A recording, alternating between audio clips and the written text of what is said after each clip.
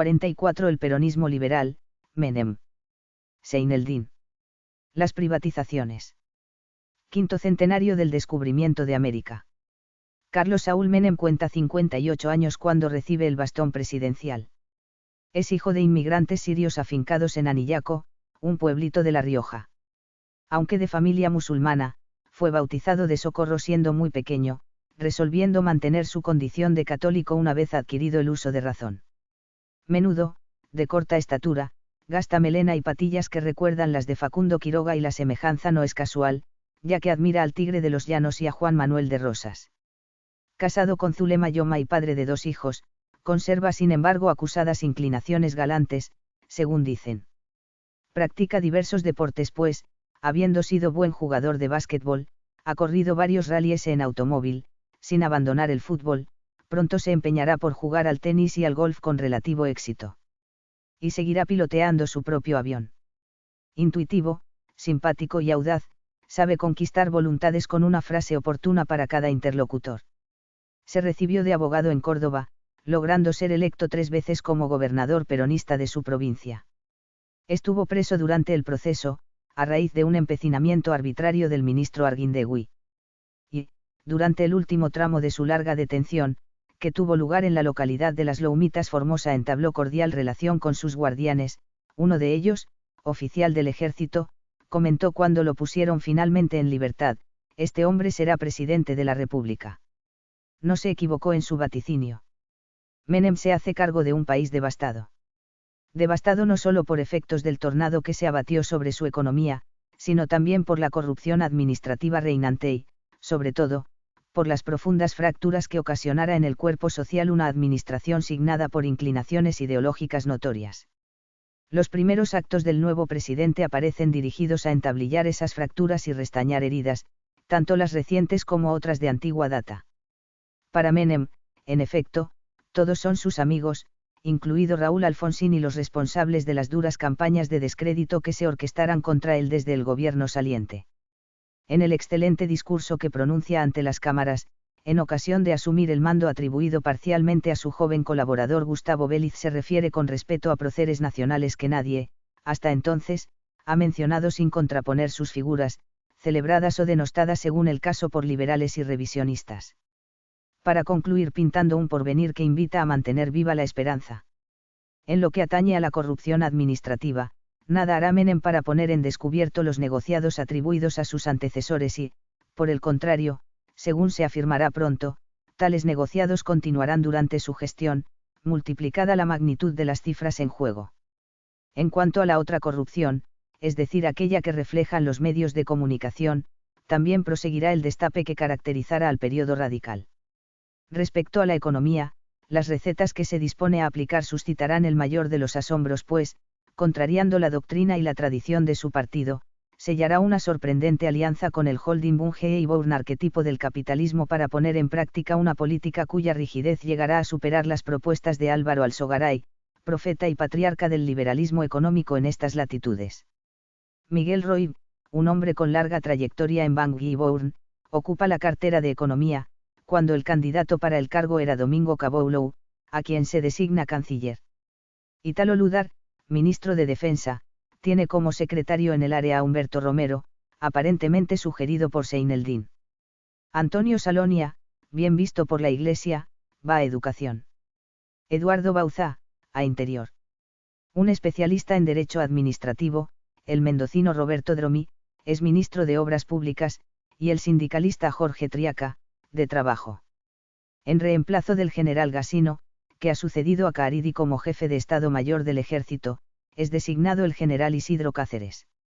Y Álvaro Alsogaray acepta aparecer como asesor presidencial. No pasa mucho tiempo antes que Dromi anuncie el propósito de transferir a manos privadas una serie de empresas públicas, entre las que se cuentan Entel, Comunicaciones, Elma, Flota Marítima, YCF, Carbón de Río Turbio, y los canales N y 13 de televisión. Muchas otras se sumarán luego a la lista. Roig pugna por mantener el dólar en 650 australes, logra que bajen las tasas de interés y recauda algunos millones en divisas para las desfallecientes arcas fiscales. Pero las preocupaciones exceden sus fuerzas y muere de un infarto, aquel mismo mes de julio. Ocupa su lugar Néstor Rapanelli, vicepresidente de Bangui Bourne. Dirigentes montoneros convocan a una misa de la reconciliación y, soslayando abjurar de su pasado, admiten que ha llegado la hora de incorporarse sin armas a la política, aunque no excluyan la posibilidad de volver a empuñarlas si las circunstancias los obligaran a ello. Carlos Monzón, ex campeón mundial de los medianos, es condenado a 11 años de prisión por haber dado muerte a la modelo Alicia Muñiz, con la cual había estado unido por algún tiempo, arrojándola desde un balcón, en Mar del Plata, luego de acogotarla a raíz de un violento altercado. Coletazo del sacudón económico padecido, la inflación de julio alcanzó al 196%. Y se siguió hablando de un posible indulto a los militares sentenciados durante el gobierno de Alfonsín, que también beneficiaría a Firmenich. Menem viaja a los Estados Unidos, donde hace buenas migas con Bush, que lo llamará mi amigo Carlos. Mediante un acuerdo inconcebible hasta entonces, peronistas y liberales, justicialismo y UCD, se unen en el colegio electoral para ungir senador por la capital federal al justicialista Vaca, en perjuicio del radical Fernando de la Rúa, que ha obtenido más votos pero no los suficientes para ocupar la banca. A partir de allí, se mantendrá un idilio parlamentario entre ambas fuerzas, a las que se tenía por diametralmente opuestas. En septiembre, concreta Menem su propósito de repatriar los restos del brigadier general Juan Manuel de Rosas. Llegaron estos a Rosario, en avión, donde se les rindió homenaje. Luego, a bordo de un buque de guerra, fueron saludados al pasar por la Vuelta de Obligado y, después de ser desembarcados en la capital, habló ante ellos el presidente de la República. Con gran adhesión popular, soldados y jinetes venidos desde diversos puntos del interior acompañaron la cureña que llevaba el ataúd en su trayecto por Buenos Aires, hasta llegar a la Recoleta. Las últimas palabras pronunciadas, antes de ingresar la caja al cementerio, estuvieron a cargo del sacerdote Alberto Ezcurra Uriburu, mientras surcaba el cielo una escuadrilla de cazabombarderos que participaran en los combates por las Malvinas. Quedó desvirtuada así la profecía de José Mármol que, refiriéndose al restaurador, dijera, ni el polvo de tus huesos la América tendrá. Las celebraciones no estuvieron, sin embargo, teñidas por un tono de revancha o controversia, sino que, por el contrario, contuvieron reiteradas alusiones a la Unión Nacional. El toque de silencio, ejecutado por un clarín, puso fin a la jornada. Lucio García del Solar conversa con Sir Crispin Tickell, en Madrid, sobre las relaciones de la Argentina con el Reino Unido. Para ello acuerdan colocar bajo un paraguas el tema de la soberanía sobre las Malvinas, aunque en rigor sea el único que realmente importa a nuestro país. Las conversaciones no conducen a nada concreto e Inglaterra mantendrá incluso la zona de exclusión pesquera, establecida unilateralmente en torno al archipiélago. La CGT está partida en dos, una es oficialista, la encabeza Guerino Andreoni y se muestra dispuesta a acompañar al gobierno en sus planes de ajuste económico y en las proyectadas privatizaciones, la otra, regida aún por Saúl Ubaldini, se resiste a eso. Conservará esta su sede tradicional y será conocida por ello como CGT Azopardo, aquella, asentará sus reales en la City porteña y se la denominará CGT San Martín, en alusión a tal calle céntrica. La justicia impondrá cadena perpetua, luego de un rápido trámite, a los guerrilleros que asaltaran el cuartel de la Tablada, ingresando en él, a los que actuaron desde afuera, se les aplican penas que van de los 10 a los 20 años de prisión. En noviembre, se hace cargo de la presidencia de Chile Patricio Aylwin, completando la transición concertada con el gobierno militar del general Pinochet que, contrariamente a lo sucedido en la Argentina, deja tras de sí un país ordenado y próspero, amén de una constitución reformada, que intentará evitar el pasaje del péndulo hasta extremadas posiciones opuestas. En Brasil, gana la primera ronda electoral un empresario que, luego de ser gobernador de un modesto estado, ha construido su propio partido político como opción ante las agrupaciones tradicionales, fuertemente desprestigiadas, se llama Fernando Collor de Mello. Otros acontecimientos sacuden el mundo. Prosigue el resquebrajamiento del Imperio Soviético, que se pone gráficamente de manifiesto con la demolición del muro de Berlín, divisorio de la que será nuevamente capital alemana. Sus habitantes lo celebran con un acto emotivo, que tiene lugar en la puerta de Brandeburgo, bajo la cual podrán ya transitar libremente de este a oeste y de oeste a este. En Rumanía, concluye el régimen comunista de Ceausescu, un autócrata de mano dura, que ha mandado allí por largos años y que es fusilado por los revolucionarios junto con su mujer. En el otro foco de poder del planeta, de un planeta que va dejando de ser bipolar, salvo en lo que se refiere a la geografía, los Estados Unidos invaden Panamá para derrocar al general Noriega e instalar allí un gobierno títere, al modo de los que comienzan a hundirse en el este de Europa, aunque de signo diferente. Las razones aducidas por los norteamericanos se vinculan con el tráfico de drogas, pero todo indica que los verdaderos motivos de la invasión radican en el control del canal, que estaba por pasar a manos panameñas en virtud del acuerdo celebrado oportunamente entre Carter y Torrijos. El nuevo presidente del pequeño país, que jurara su cargo en una base militar de los EUU, concede la extradición de Noriega para ser juzgado en la Unión. El gobierno de Menem, al igual que los demás de Centro y Sudamérica, protesta tibiamente ante el atropello. Seineldin lo hace en forma estentórea. El Vaticano y Moscú reanudan relaciones diplomáticas y, en la isla de Malta, se reúnen Bush y Gorbachov. Aquí, la economía sigue siendo un potro difícil de domar. La alianza de Menem con Ban Ki-moon se deteriora y el ministro Rapanelli es reemplazado por Antonio Herman González, un hombre del riñón presidencial que se ha desempeñado mucho tiempo en el gobierno de La Rioja. El dólar marginal orilla los 1.600 australes y González jueza la carta de liberar los mercados, conforme a la más ortodoxa doctrina liberal. Al comenzar 1990, se adopta una medida que aterroriza a los ahorristas: los depósitos a plazo fijo que reportan cuantiosos intereses son confiscados y, en lugar de ellos, se entregan a sus titulares bonos de tesorería, con lejanos términos para ser rescatados. Aunque tal recurso tiene poco de liberal, se susurra que su inspirador ha sido el ingeniero Alsogaray. Mientras tanto, toman estado público las desavenencias del matrimonio Menem-Yoma, abandonando Zulema la residencia de Olivos por razones de seguridad, según se dice. Detona en febrero un escándalo, relacionado con los bonos solidarios por 20.000 australes cada uno que el gobierno ha dispuesto repartir entre los necesitados, en reemplazo del pan radical, y que se descubre son entregados discrecionalmente o retenidos en beneficio personal. El asunto involucra a diputados y senadores peronistas, la CGT San Martín y el Ministerio de Salud y Acción Social. Ha llegado al país, por otra parte, el nuevo embajador de los Estados Unidos, Terence Todman, un hombre de color, astuto y cordial, que tendrá señalada influencia en el acontecer nacional de allí en más, hasta ser conocido como el Virrey Negro. Sus primeras intervenciones se vinculan con las coimas que se estarían exigiendo a compañías norteamericanas que operan en la Argentina o que se proponen hacerlo, como así también con el destino de créditos otorgados por la Unión, parte de los cuales habría terminado por engrosar las cuentas que poseerían en Suiza diversos funcionarios. En coincidencia con ello, Menem declarará que el ente binacional que construye la presa de Yacyretá es un monumento a la corrupción, removiendo de él a varios de sus directivos.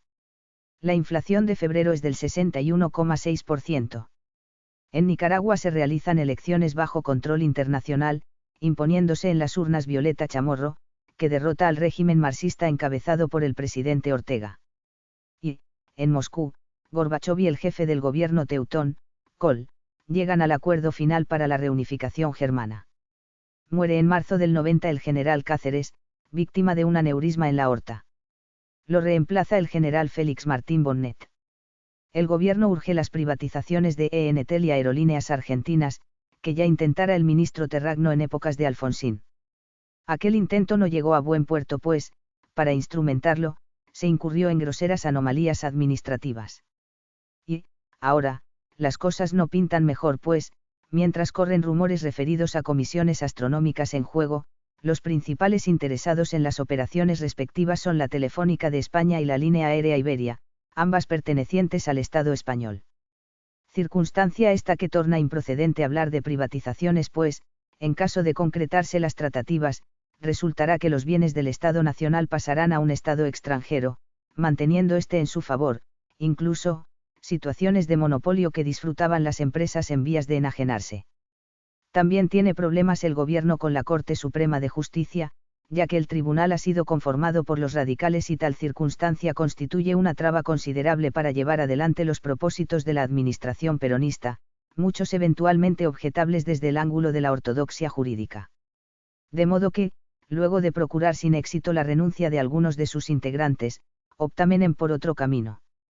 Y, mediante un entendimiento con legisladores de la UCD y el PI, logra que se apruebe una ley, en virtud de la cual se eleva de 5 a 9 el número de ministros del máximo órgano judicial, colocando magistrados afines en las nuevas plazas así creadas. El radicalismo protesta a voz en cuello contra la maniobra, olvidando que durante su gestión se propuso consumar una idéntica, por iguales motivos, aumentando de 5 a 7 los miembros de la Corte. Corre mayo cuando sobreviene otro escándalo, que compromete ahora al ministro de Salud y Acción Social, Eduardo Bauza.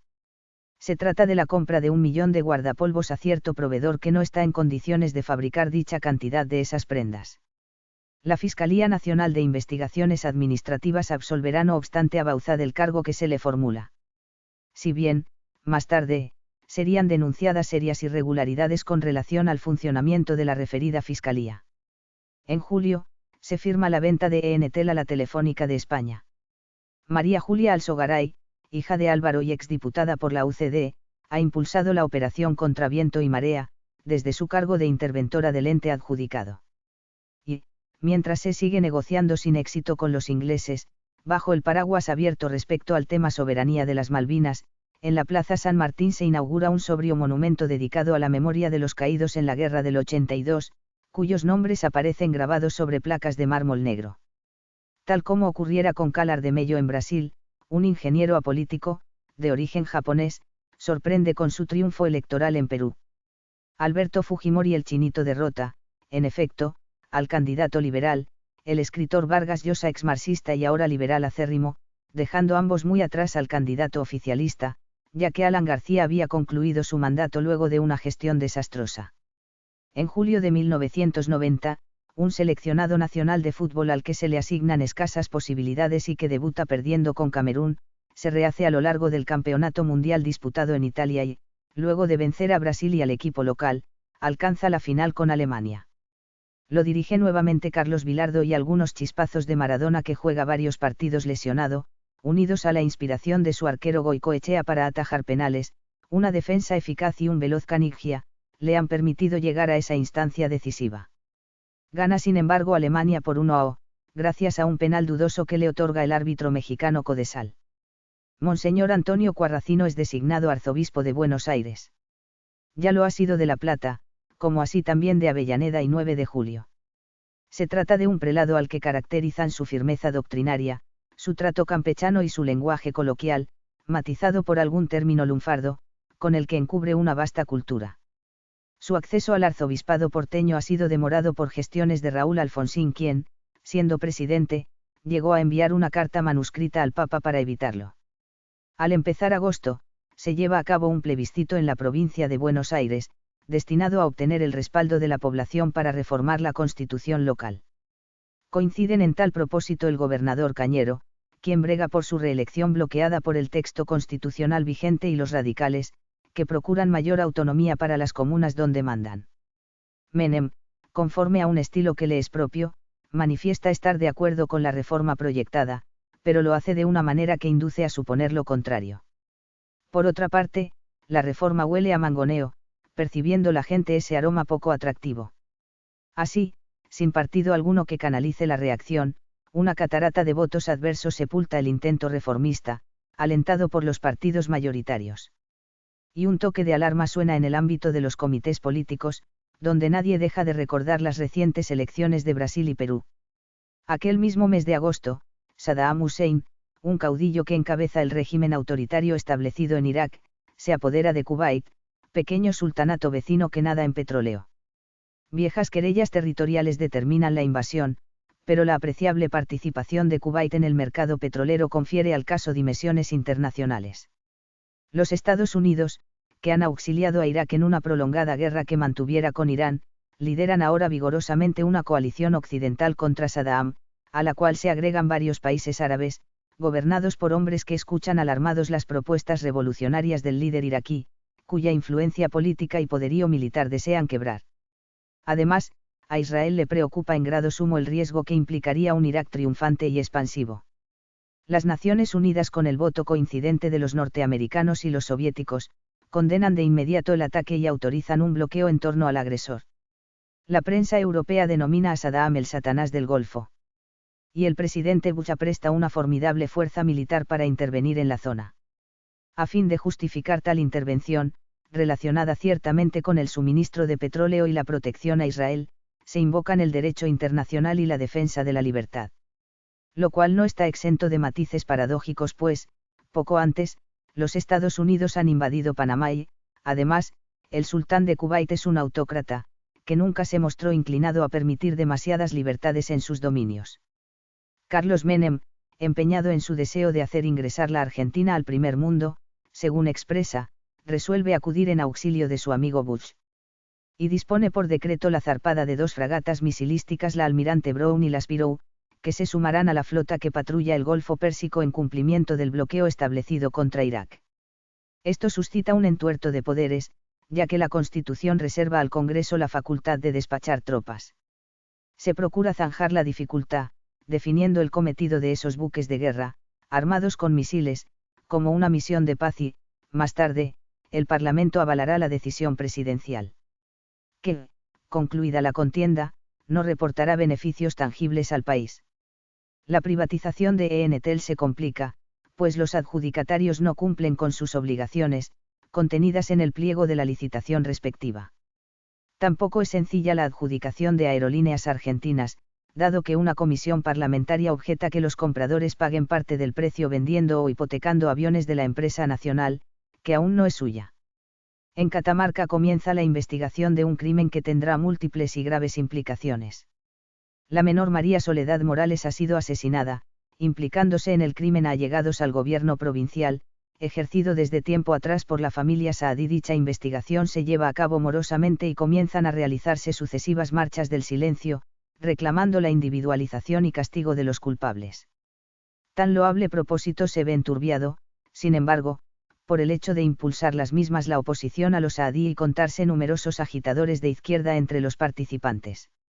A fines de octubre, el coronel Seineldin envía una carta pública al presidente Menem, donde lo acusa de no haber resuelto los problemas del ejército y de estar malvendiendo el patrimonio nacional. Le advierte asimismo que ello puede generar nuevos alzamientos militares. Es claro que las cordiales relaciones que, en un momento dado, existieran entre los Carapintadas y el entonces candidato justicialista, prolongadas durante el primer tramo de su gobierno, han quedado definitivamente rotas.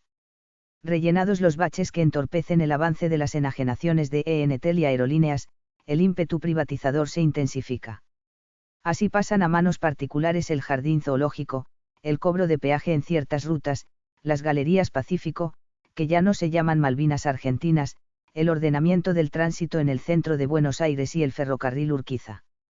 Paralelamente, se difunden rumores referidos a grandes negociados, vinculados o no con la venta de esos bienes. Sé la luz que, en el Departamento Legal de Ferrocarriles Argentinos, se pierden juicios intencionalmente por sumas siderales. El gremialista Luis Barrionuevo, partidario del gobierno, afirma con desparpajo que en el país nadie gana dinero trabajando. Y Monseñor Cuarracino señala que aquí se sufre una acusada decadencia moral. A través de alguna encuesta, se revela que el 8% de los argentinos da por cierto que los funcionarios se valen de sus puestos para lucrar ilegítimamente.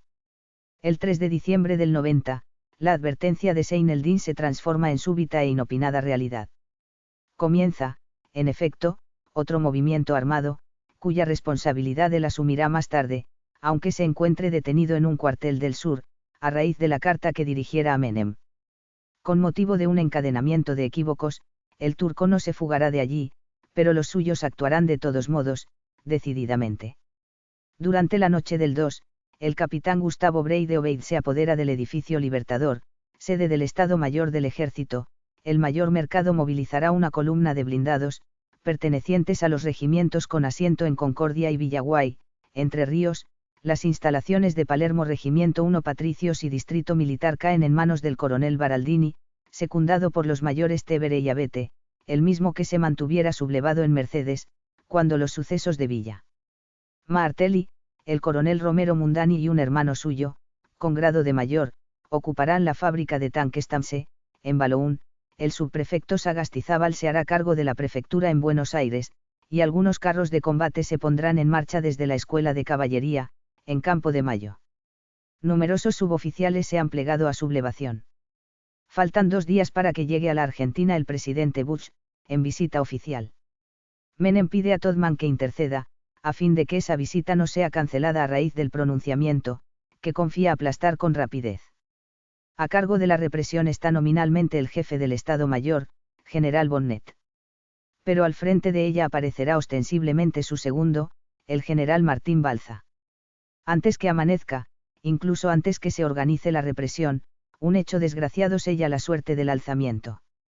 Ocurrió que, enterados de que su unidad había sido copada por los rebeldes, el subjefe del regimiento y su jefe de operaciones, teniente coronel Pita y mayor Pedernera, dejando apostadas detrás suyo algunas fuerzas, entraron solos y vestidos de civil al cuartel, disparando los fusiles Fal que empuñaban. En su temerario avance, al doblar una esquina del edificio, toparon con 3 suboficiales sublevados, sobreviniendo un intenso tiroteo, al que se sumó aparentemente fuego proveniente de los efectivos leales parapetados más allá de las veijas perimetrales. Acallado el tiroteo y cuando hubo luz suficiente para alumbrar la escena, pudo observarse que Pita y Pedernera habían muerto, como así también un cabo primero de apellido Morales, perteneciente al bando rebelde. La muerte de esos jefes de patricios, producida en tales circunstancias, se presentó como una acción alevosa cometida por los carapintadas, restándoles todo apoyo y confiriendo un duro sesgo a la represión. Esta, en efecto, se llevó adelante sin contemplaciones. Menem había ordenado aplastar a los sublevados e hizo pública su intención de fusilarlos. Balzano escatimó el empleo de cañones para reducir la resistencia en Palermo. Y buen número de francotiradores, situados en las inmediaciones del edificio Libertador, impidieron a Breide Obeid incluso evacuar heridos, pues dispararon contra las ambulancias que venían a retirarlos. Hacia media tarde, otra incidencia trágica produce más muertes, un colectivo de la línea Sexto choca en el acceso norte con un tanque y perecen 5 de sus pasajeros. Mientras tanto, se ha combatido intensamente en el asiento de la prefectura navalí, lejos, en Entre Ríos, queda inmovilizada la columna que conduce Mercado. Al caer el sol, la lucha cesa. Algunos blindados, que han roto el cerco tendido en torno a la fábrica de Baloún, se dirigen hacia Mercedes, provincia de Buenos Aires. A bordo de uno de ellos el coronel Romero Mundani se pega un tiro. No se ahorran humillaciones a los vencidos, cuando deponen su actitud. Descalzos, son embarcados en camiones hacia los lugares donde quedarán prisioneros, siendo insultados por espectadores cuya aproximación a los detenidos no se impide. Durante algunos días flota la posibilidad de que los cabecillas del alzamiento sean ejecutados, lo cual se les comunica a algunos de ellos como un hecho inminente. Que finalmente no ocurre. La visita del presidente Bush transcurre sin sobresaltos y, durante la misma, este y el mandatario argentino juegan algunos partidos de tenis dobles, que gana el visitante. Se inicia 1991 con la noticia del indulto a los jefes militares, condenados con motivo de la represión del terrorismo subversivo. También es liberado Firmenich. Y otro tanto ocurrirá con quienes asumieron la decisión de llegar a la guerra por la recuperación de las Malvinas. Si bien, en el caso de estos, no se había dictado sentencia definitiva a su respecto, pues estaba en trámite un recurso por ante la Corte Suprema, interpuesto y concedido contra el fallo de la Cámara Federal. Gabriela Sabatini, esa argentina bonita que ha alcanzado los primeros planos del tenis mundial, gana el Abierto de los Estados Unidos, conquistando así su primer torneo de Grand Slam. El embajador Todman denuncia que la firma norteamericana Swift Armour es objeto de exigencias de coima desde el gobierno. La imputación incluye a un cuñado del presidente, Emir Yoma, y provoca una crisis de gabinete. Yoma abandona el puesto oficial que ocupa. Renuncia Dromi. Caboulow deja Relaciones Exteriores, para hacerse cargo del Ministerio de Economía. Guido Di Tellia va a la Cancillería y Herman González pasa a Defensa. Caboulow, candidato desde el primer momento para ocupar la cartera económica, pondrá en marcha con notable energía un plan de ajuste y transformación del Estado, que acentúa el rumbo fijado por sus antecesores, iniciando su gestión con $1 a 9.600 australes. Con motivo del crimen de María Soledad Morales, comparece ante la justicia Guillermo Luque, contra quien se dictara orden de detención y que es hijo del diputado por Catamarca Ángel Luque, el cual, más tarde, deberá dejar su banca. Pasado el tiempo, nada se probará respecto a la participación de Guillermo en el caso. En el Golfo Pérsico se desata la ofensiva contra Irak. Una fuerza poderosa, terrestre, marítima y aérea, donde la presencia de los Estados Unidos predomina en forma abrumadora, ha machacado largamente las defensas iraquíes, lanzando contra ella 70.000 vuelos en 28 días, con un promedio de 100 misiles disparados por hora. Saddam Hussein, por su parte, ordenó derramar toneladas de petróleo en el mar, para entorpecer el desembarco de los marines. Y, con el objeto de involucrar directamente en el conflicto al Estado de Israel, suscitando así la solidaridad del mundo árabe, envió hacia su territorio varios cohetes soviéticos Scud, de antiguo diseño, sin lograr que los judíos se resolvieran a actuar en represalia. La operación Tormenta del Desierto, que así denominan su ofensiva los norteamericanos, se lleva a cabo en forma fulminante, resultando aniquilado el ejército de Irak, cuya aviación no participa de la guerra pues Saddam ha preferido ponerla a salvo, en Irán. El ataque se detiene en las puertas de Bagdad, arrasada por las incursiones aéreas de la Fuerza Internacional. Durante la Guerra del Golfo, el presidente Bush ha mencionado que se está instaurando un nuevo orden mundial, liderado por los Estados Unidos y que los soldados norteamericanos se encargarán de afianzar. Presupuestos de ese orden serán la democracia en lo político, el libre cambio en lo económico, la vigencia de los derechos humanos y la ampliación paulatina del campo de acción reservado a los organismos y tribunales internacionales. Vale decir, un sistema donde quedarán licuadas las soberanías nacionales y que hasta plantea graves interrogantes respecto al futuro de las naciones, como tales, dentro del mismo. El plan Caboulow se define y profundiza.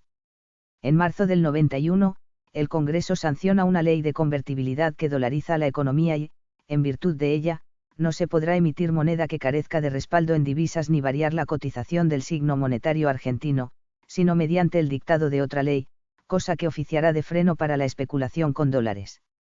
Cada uno de estos costará 10.000 australes.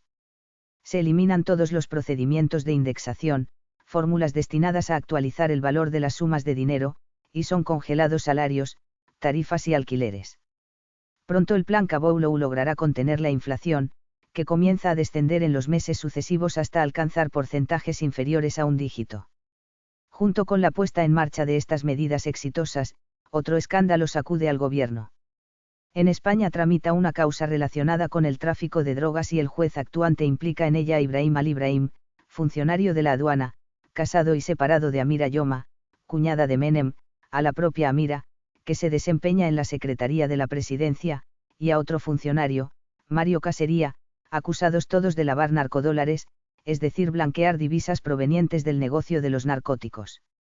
El sucio asunto, del que se hace sonoro eco la prensa local y extranjera, es denominado Yomagate por la oposición al gobierno, aludiendo al caso Watergate, que derribara al presidente Nixon en los Estados Unidos. En la causa seguida aquí por este caso, la cuñada del presidente resultó absuelta. Enseguida, las drogas volverán a ser tema de encendidos comentarios pues, en un procedimiento policial, se detiene a Diego Maradona por consumir y poseer cocaína. Simultáneamente, numerosas figuras del ambiente empresario y del espectáculo aparecen complicadas en una maniobra fraudulenta, referida a la introducción de automóviles importados bajo franquicias aduaneras establecidas en favor de los lisiados. El aspecto del presidente Menem va registrando una modificación paulatina.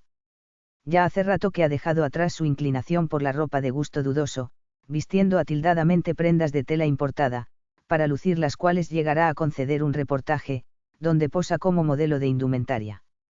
El volumen de su melena aparece reducido y sus patillas son más breves. Hacia el mes de abril del 91 se presenta con algunos moretones en la cara, que atribuye a la picadura de una avispa. Pero que, según se afirmaría, han sido producidos realmente por ciertas inyecciones de colágeno, destinadas a atenuar las huellas del paso de los años. Y, como en lo alto del cráneo se le está raleando el pelo, pronto acudirá a complicados procedimientos para disimular tal pérdida. A lo largo de sus giras lo acompaña su peluquero personal, que revista en la administración pública con categoría equivalente a la de secretario de Estado. Para no ser menos, Raúl Alfonsín incurrirá en coqueterías análogas, sometiéndose a una dieta estricta y acudiendo al bisturí para eliminar algunas patas de gallo, como así también las bolsas que exhibía bajo los ojos, amén de utilizar la química a fin de disimular sus canas. Un censo nacional, levantado en mayo, establece que la población alcanza apenas a 32.370.298 habitantes. Una cifra decepcionante, pues indica que el índice de crecimiento demográfico es bajo, que la Argentina sigue escasamente poblada y que, por ende, continúa sometida a los riesgos que acechan a los países cuya extensión no esté suficientemente ocupada. El gobierno persiste en sus denodados esfuerzos por transformarnos en socios confiables de los Estados Unidos. Con ese afán ha aceptado desistir del proyecto Cóndor, consistente en la fabricación de un misil con alcance medio, que está en etapa de producción y que técnicos argentinos fueron construyendo dentro de un plan del que serían partícipes Irak y Egipto. El alcance del vector le permite hacer impacto en puerto argentino y desistir del proyecto implica destruir sus motores, desmantelar la planta donde fuera fabricado y entregar a los norteamericanos todos sus componentes, como así también las carpetas en que obran algunos aciertos de los ingenieros que trabajaran para la Fuerza Aérea en el desarrollo de dicho proyecto, quienes, según parece, habrían logrado mejorar en varios aspectos la performance prevista para el cohete. Se rumoreó, sin embargo, que la mano veloz de algún oficial anónimo arrancó oportunamente de tales carpetas aquellas páginas donde figuraban las respectivas fórmulas.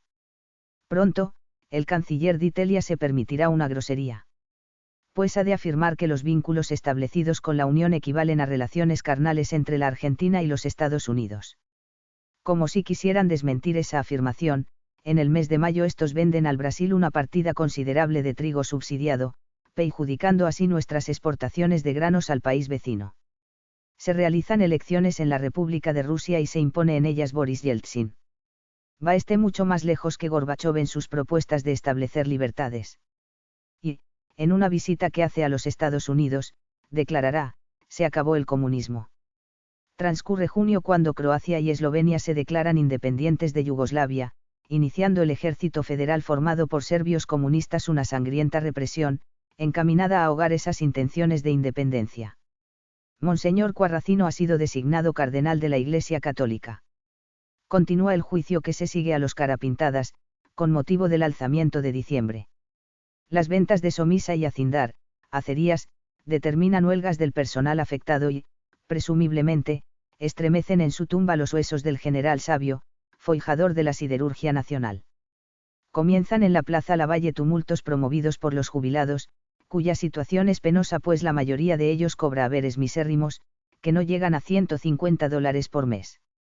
Es ministro de Justicia León Arslanian, quien presidiera la Cámara Federal en ocasión de condenarse a los comandantes, inculpados de excesos en la represión. Y continúan los escándalos. Un testigo menciona a los secretarios privados del presidente en la causa por lavado de dólares. El brigadier Tomás Rodríguez, subjefe de Estado Mayor en la Fuerza Aérea, lleva ante la justicia ordinaria una denuncia que alcanza a su superior, el brigadier Juliá, por cierta compra aparentemente irregular que importa $18 millones, no habiendo dado trámite a las objeciones sobre el particular, practicadas por su subordinado en el seno de la institución. A raíz de ello, el denunciante es separado de su cargo y el denunciado permanece en el suyo. Llegan aquí los coletazos de una investigación que se lleva a cabo en los EU y Europa, referida a las actividades del BCCI, un banco al que están vinculados Gate Pharaon y la línea de hoteles Hyatt, partícipes todos del tráfico de drogas. El banco opera en la Argentina. Pharaon ha sido presentado en algún momento a Menem y en la avenida 9 de Julio se está terminando la construcción de uno de los hoteles Hyatt, realmente faraónico. Resulta también objetable una orden de compra, colocada en Francia para confeccionar nuevos documentos de identidad y el caso determinará que se aleje el ministro del Interior, ocupando su lugar José Luis Manzano, enrolado hasta poco antes entre los renovadores peronistas adversos a Menem y que mantiene fluida relación con la coordinadora radical. También en agosto del 91, Menem y el presidente chileno Patricio Aylwin firman un acuerdo inesperado. Mediante el mismo, resuelven acerca de los conflictos fronterizos pendientes entre la Argentina y Chile. Dos de los puntos acordados suscitarán fuerte resistencia en el país, el referido a Laguna del Desierto y el vinculado con los hielos continentales patagónicos. Se trata, en efecto, de zonas donde los derechos argentinos aparecen como incuestionables, pues respecto a ninguna de ellas se sabía que existieran reivindicaciones chilenas y, en lo que atañe a Laguna del Desierto, cabe recordar que, durante el gobierno de Illa, murió allí un oficial de carabineros por pisar suelo que se tuvo siempre por nacional, sin que la protesta chilena llegara a mayores. El acuerdo suscripto entre los mandatarios consiste en someter a arbitraje el caso de Laguna del Desierto y en dividir los hielos continentales, mediante una línea poligonal un tanto antojadiza. ¿Acaso anticipando posibles sacudones de otro tipo en la frontera patagónica, entra en erupción el volcán Hudson, que cubre de cenizas la región. Antes de terminar el mes de agosto, secuestran en Buenos Aires a Mauricio Macri, hijo de Francisco, titular de uno de los grupos económicos más poderosos de la Argentina. Y estalla en Moscú una revolución, promovida por los jerarcas militares que ven desintegrarse el Imperio Soviético, y por la temible RGB, el servicio de inteligencia que sustentó aquel imperio en el orden interno. En octubre de 1994, el Tribunal Arbitral reconoció los derechos argentinos sobre el sector de Laguna del Desierto y que competía con la CIA norteamericana en el sigiloso tablero del espionaje internacional. Gorbachov está de vacaciones en Crimea al producirse el alzamiento y es detenido allí, sin llegar a saberse si tenía o no conocimiento previo de lo que estaba por suceder. El golpe logra escasa adhesión en las Fuerzas Armadas, siendo sus autores repudiados por el pueblo moscovita. Yeltsin se transformará en el héroe de esas jornadas, al encerrarse en el Parlamento para resistir un ataque de blindados que no se produjo. Y terminará arengando a la multitud, trepado a un tanque que sus tripulantes han abandonado para confraternizar con el gentío enfervorizado. El cual porta viejos iconos y banderas de la época zarista, cuyos colores volverán a ser los oficiales en Rusia. La conducta de Gorbachov, considerada ambigua, le costará su eclipse político, definitivo o transitorio. En septiembre, se efectúan elecciones para renovar gobernadores, diputados, intendentes y concejales. 2 días antes de los comicios aparece Mauricio Macri, por cuyo rescate habrían sido pagados varios millones de dólares aunque ello no se haya reconocido expresamente. Se informará más tarde que sus captors formaban parte de una banda encabezada por varios comisarios en actividad, que serán apresados junto con algunos de sus cómplices. Al igual que lo sucedido con los radicales en las elecciones que tuvieron lugar cuando el Plan Austral marchaba sobre rieles, el Plan Caboulow le reporta ahora un importante éxito electoral al peronismo. Amén de esa circunstancia, han influido en su victoria algunas decisiones del presidente, audaces sin duda. En Tucumán, cuando parecía asegurado el triunfo del general Bussi, exgobernador del Proceso, Menem impone como candidato extrapartidario a Ramón Palito Ortega, un cantante exitoso de los Sesto, en Santa Fe, ante las posibilidades favorables con que cuenta quien fuera intendente radical de Rosario, inventa la candidatura de Carlos Lole Reutemann, estrella del automovilismo por los años 70, y, en la provincia de Buenos Aires, distrito clave donde Cañero concluye una mala gobernación peronista, logra que encabece la fórmula partidaria Eduardo Duhalde, quien, para eso, debió renunciar previamente a su cargo de vicepresidente del país. La elección en Buenos Aires consagra como tercera fuerza política al MODIN, Movimiento por la Dignidad y la Independencia, que ha formado Aldo Rico, alejado a la sazón del coronel Seineldin y de las conspiraciones militares. Palito, Lole y Duhalde ganan en sus respectivas provincias. Aquel mismo mes, la Cámara Federal impone prisión perpetua a Seineldin y penas que oscilan entre los 25 meses y los 20 años a otros implicados en la rebelión de diciembre del 90. El índice de aumento del costo vida, en septiembre, es del 1,8%. En octubre, la Cámara de Diputados rechaza una propuesta para iniciar juicio político a la jueza Servini de Cubría, imputada de complacencia respecto al gobierno en la causa vinculada con el lavado de narcodólares. Y el general Martín Balza reemplaza al general Bonnet como jefe de Estado Mayor del Ejército. Corre noviembre, cuando Caboulow confirma la lista de empresas públicas que seguirán la suerte de aquellas que ya han sido vendidas.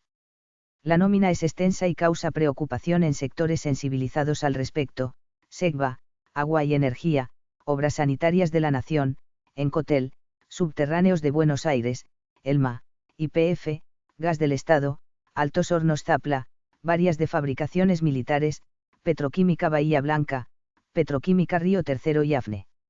Solo la extrema derecha y la extrema izquierda impugnan esta fiebre privatizadora, aunque cabe suponer que el mismo Juan Domingo Perón, pese a los vaivenes registrados en la línea económica seguida durante sus gobiernos, difícilmente hubiera imaginado siquiera que una política así podría llegar a ser aplicada por el partido que él fundara.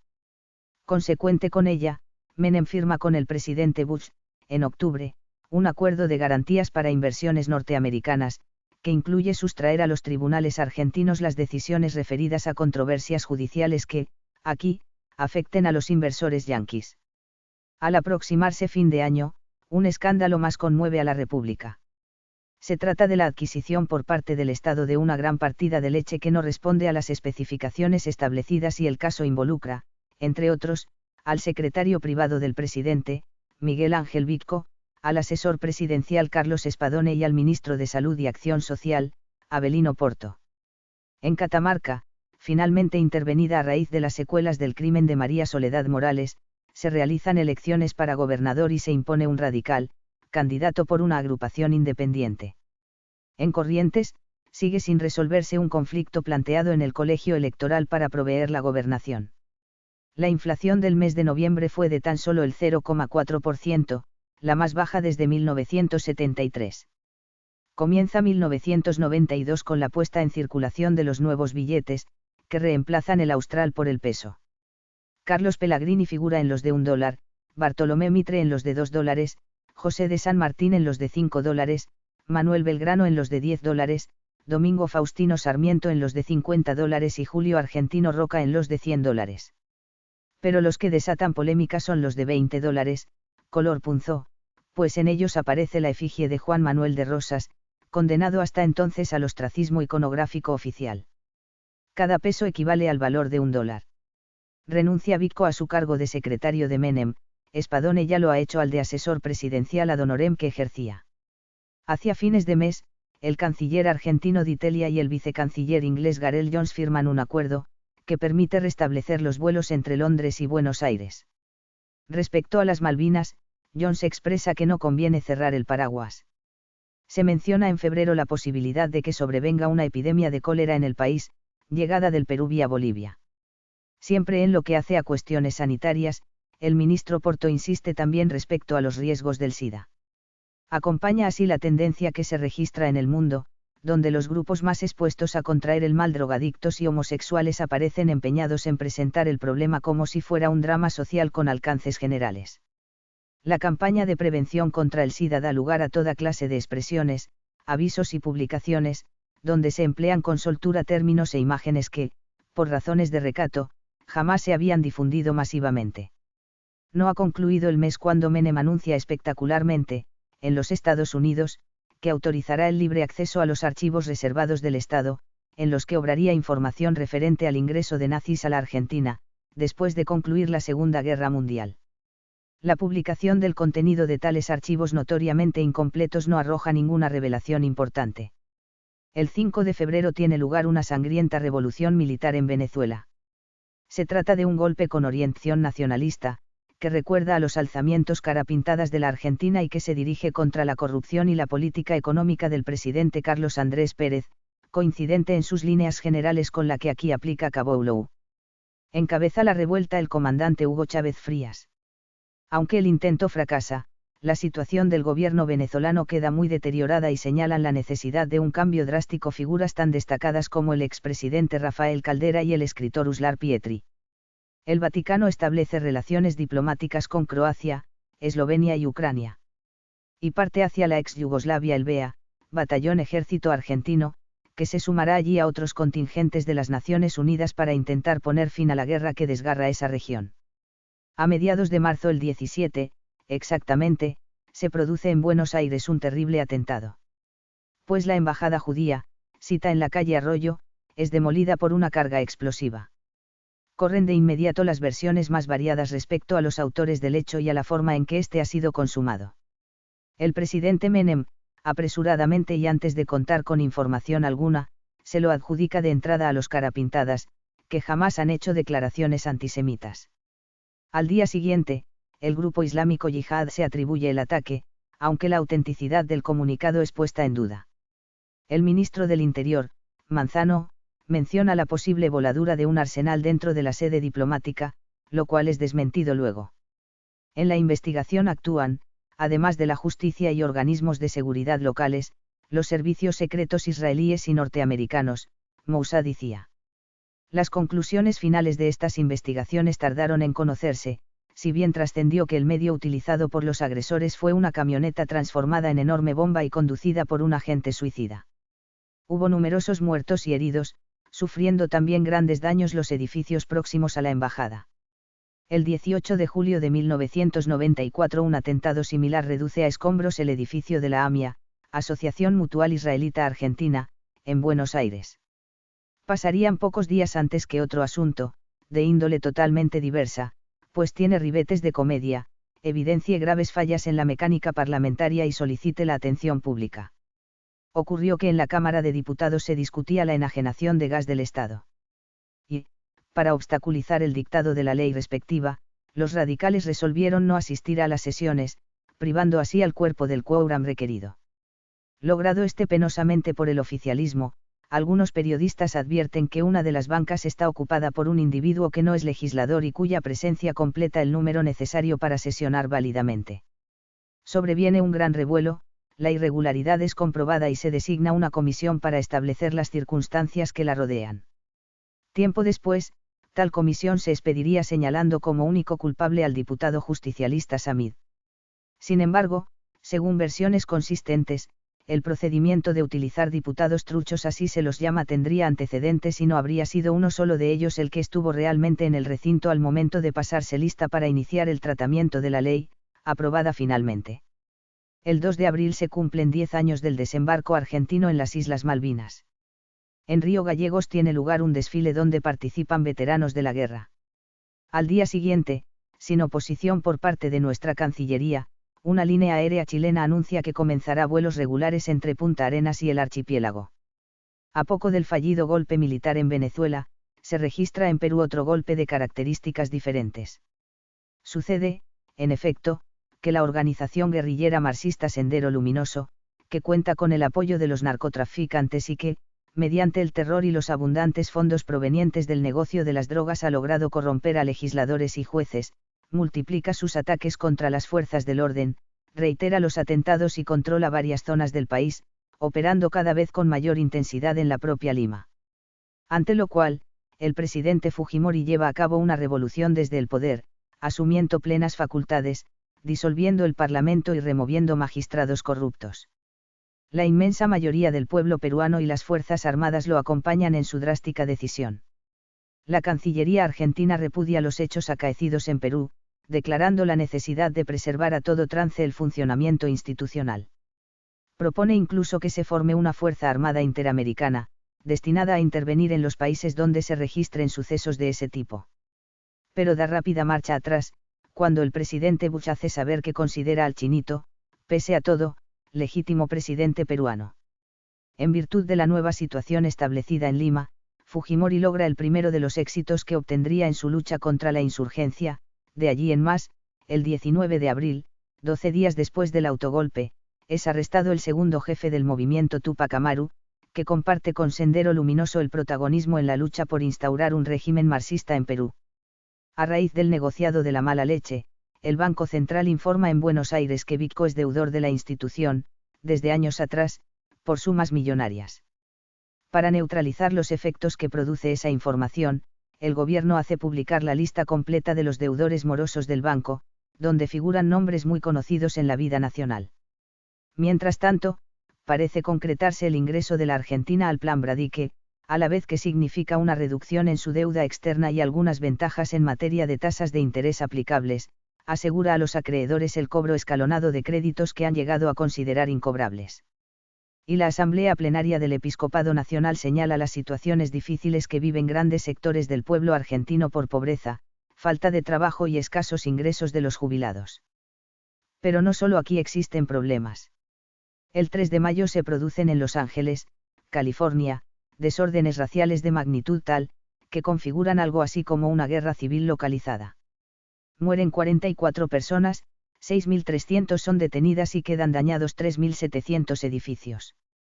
Y, volviendo al país, es estremecido por un nuevo escándalo al difundirse que un turbio personaje, aparentemente inmerso en el tráfico de drogas y de armas, el árabe A con acento 1 Casar, viaja con pasaporte argentino, ha obtenido rápidamente su cédula de identidad en Mendoza y tiene relación con parientes del presidente. Días después sobreviene un confrontamiento jurídico, apuntado a establecer si se ha configurado un caso de censura previa por la prohibición judicial de difundir cierto programa donde Tato Bores hace befa de la jueza Servini de Cubría. La cual, enterada del asunto, interpuso un recurso encaminado a proteger su fama, puesta en tela de juicio por el conocido cómico. El 30 de mayo, los serbios someten a intenso fuego de artillería la ciudad medieval de Dubrovnik, en Dalmacia. Se inicia al mes siguiente la conferencia llamada Cumbre de la Tierra, en Río de Janeiro, que tiene por objeto proteger el planeta de la devastación derivada del empleo incontrolado de sus recursos y de la contaminación industrial. Los Estados Unidos no firman la declaración final. Y, en Sevilla, da lugar a comentarios críticos la pobreza del stand que representará a la Argentina, en la exposición internacional que allí ha de realizarse. Las manifestaciones de protesta de los jubilados adquieren cada vez mayor virulencia en Buenos Aires y, en Las Leñas, el presidente recibe lecciones de esquí. La jurisprudencia de la Corte Suprema de los Estados Unidos impedía aportar a los pleitos pruebas obtenidas ilegítimamente. Pero, después de la invasión a Panamá, el alto tribunal altera esa jurisprudencia, para permitirle al gobierno hacer valer en el juicio que se sigue contra Noriega los documentos secuestrados en la sede presidencial panameña. A mediados de junio del 92, continuando con dicha línea, el mismo tribunal legaliza la captura de sospechosos en el exterior por agentes norteamericanos, aun a despecho de los tratados que pudieran regir con las naciones donde aquellos sean detenidos, en forma irregular, para ser llevados a la Unión. El fallo, que causa pésima impresión en el mundo, también se relaciona indirectamente con la situación de Noriega, cuya condena necesita políticamente el presidente Bush para convalidar lo actuado al invadir Panamá. Menem declara respecto a la sentencia, no es un error sino un horror, aunque su declaración no altera la posición internacional argentina. El 28 de junio tienen lugar los comicios destinados a cubrir la banca de senador por la capital federal. Se impone el radical Fernando de la Rúa con el 49,9% de los votos. Avelino Porto, que ha dejado su ministerio y es candidato extrapartidario del peronismo, obtiene el 31,8%. En tercer lugar queda un frente de izquierdas, encabezado por el director cinematográfico Pino Solanas, 7,4%, y en cuarto el Modin, que lleva como candidato al teniente coronel Enrique Venturino, protagonista destacado del alzamiento militar de Semana Santa. En Brasil se ha levantado una tormenta política contra Calar de Mello, acusado de corrupción por su propio hermano, Pedro. Se denuncian toda clase de negociados, llevados a cabo por un empresario de apellido Farías, muy próximo al presidente. Desprovisto de una estructura partidaria consolidada que lo apoye, la suerte de Calar parece echada. En los Estados Unidos condenan a Noriega, imponiéndole 40 años de prisión. Y, en Roma, operan al Papa de un tumor intestinal. Aquí se realiza una marcha reivindicatoria, convocada por homosexuales y lesbianas. Ha sido secuestrado el joven Marcelo Dalman. La investigación consiguiente permitiría su liberación, estableciéndose que el jefe de la banda que lo había capturado era el abogado Rafael San Martín, ex integrante del ERP y ex asesor del bloque radical en el Senado de la Nación. El ministro Manzano se apresura a señalar que el hecho carece de connotaciones políticas. Mientras tanto, caen espectacularmente las acciones en la bolsa que, meses antes, registraran un notable incremento en sus cotizaciones, producto aparentemente de una especulación concertada. Pese a la congelación de salarios vigente, los diputados nacionales se aumentan sus dietas en 1.500 pesos, equivalentes a otros tantos dólares. El 1 de agosto muere Nicanor Costa Méndez, que fuera ministro de Relaciones Exteriores de Onganía y durante la Guerra por las Malvinas. El día 5, Guido Di Tellia procura sin éxito defender ante el Congreso la posición del gobierno en el caso de los hielos continentales. La actuación de los argentinos resulta anodina en los Juegos Olímpicos que se disputan en Barcelona y la única medalla que obtendrán será una de bronce, conquistada por los tenistas Frana y Miniusi en dobles caballeros. La situación registrada en el Colegio Electoral Correntino, donde no se ponen de acuerdo para elegir gobernador, dio lugar a la intervención del Poder Ejecutivo Provincial, siendo designado interventor el diputado por la UCD Durañona y Bedia, reemplazado luego por la justicialista Claudia Bello.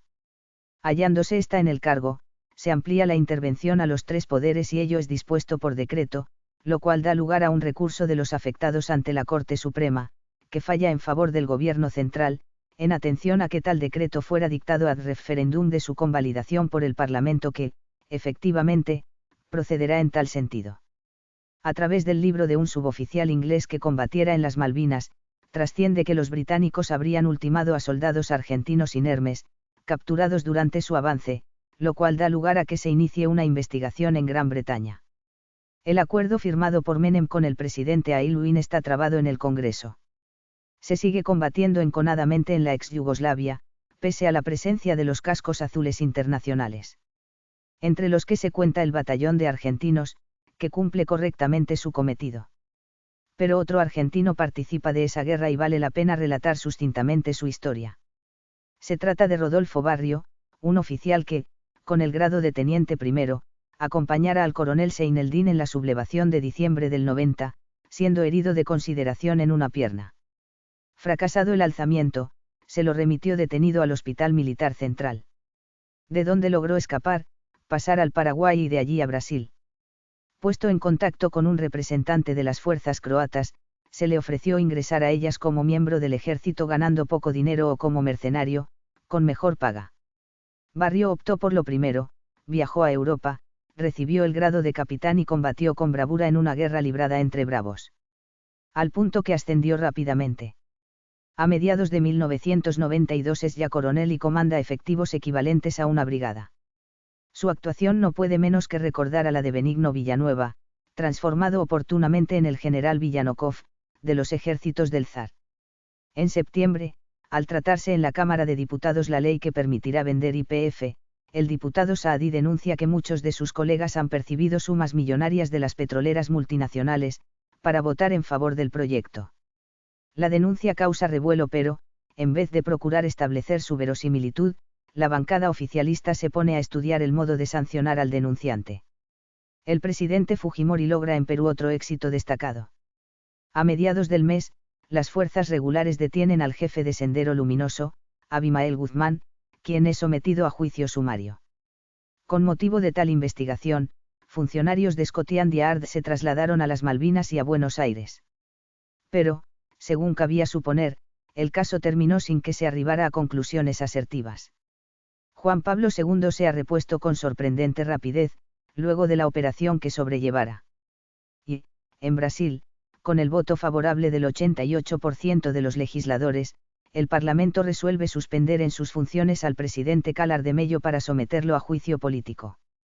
El día 24, queda sancionada aquí la ley que permitirá enajenar YPF. Corre octubre cuando, imputado de una pésima administración que no excluye la presunción de graves peculados, se ve constreñido a renunciar Carlos Grosso, intendente de la ciudad de Buenos Aires. Para conmemorar el 5º centenario del descubrimiento de América, el Papa Juan Pablo II se traslada a Santo Domingo, esa isla asociada íntimamente a los viajes de Colón y a las primeras administraciones castellanas en el Nuevo Mundo. No obstante registrarse algunas manifestaciones de protesta indigenista, en Buenos Aires el gobierno rinde homenaje a la fecha, con un acto realizado ante el Monumento de los Españoles. En la Catedral Metropolitana se canta un Te Deum. Comenzado 1993, tuvo lugar un hecho de suma importancia para el país, aunque pasara inadvertido. Ocurrió, en efecto, que, el 2 de abril, se dictó un decreto pontificio declarando que la Madre Camila Rolón practicó heroicamente en vida las virtudes cristianas, declaración esta que, unida a la prueba de un milagro obrado por su intercesión, permitiría que fuera beatificada oportunamente. Paso previo a la canonización de quien, así, podría ser la primera santa argentina. Nació la Madre Rolón en San Isidro, el 18 de julio de 1842, muriendo en Roma, el 16 de febrero de 1913. Fundó una orden que atiende asilos para chicos desamparados, las Hermanas Pobres Bonaerenses de San José, la cual contó también con algunas casas en Europa. Benefactor de esas obras y de su fundadora fue mi bisabuelo, León Gallardo. A las puertas del siglo XXI, transcurridos 500 años desde el descubrimiento del continente cuyo extremo austral ocupa, la Argentina continúa su larga espera. Pues esta una espera prolongada es quizá la característica más saliente que signa gran parte de nuestra historia. Espera que, a veces, parece a punto de concluir. Y que, con frecuencia, induce a suponer que se prolongará indefinidamente. Espera, en fin, que determina para los argentinos al menos dos obligaciones, la de saber seguir esperando, aun contra toda esperanza, y la de asumir el deber patriótico de empeñarse por verla transformada en jubilosa realidad.